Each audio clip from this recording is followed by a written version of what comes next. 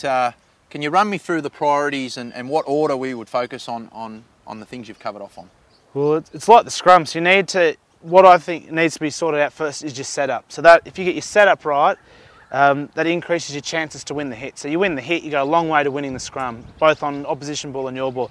So making sure everyone finds their ideal gap, and everyone's got their ideal foot position, ideal binding and all that. Everyone's set, ready, which maximises your chances of winning the hit. So you're in the most comfortable position, what Mike did, on the balls of your feet, bang, so you win the hit.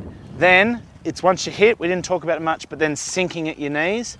So it's like you hit, and if you try and chase forward and you get straight-legged, it's like you're squatting. Once you get there, you're not pushing anything. Yep. So you need to be knees at 90 degrees, ready to then put weight forward. But what you try and do is you sink at the knees. If everyone sinks at the knees, it pushes, the weight goes down and then you force and through. Yeah, yep. Exactly. So if everyone does that at the same time, everyone sinks at the knees, puts all the weight forward, the opposition will then step back and then you chase and sink again. And once you master those two things, so your setup, which will hopefully win the hit and get you into your best pushing position, then the sink, and then after that, then you start worrying about angles and binds and whatnot, trying to disrupt opposition ball. But if you can nail that, the setup, the sink, then the last, I think, sort of the cherry on the cake is then the angles. Yep.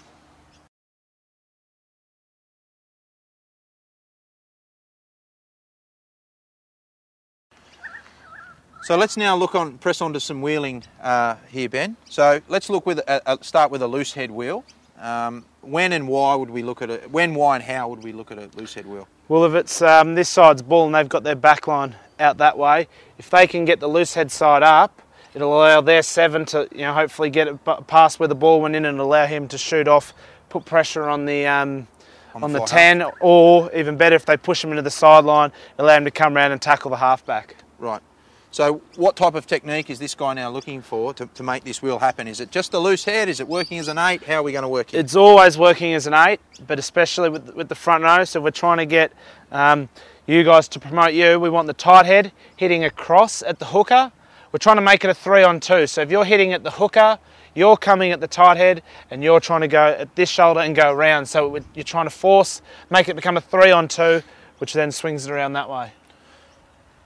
Okay, crouch, touch, pause, engage. Yeah. Break. Yeah.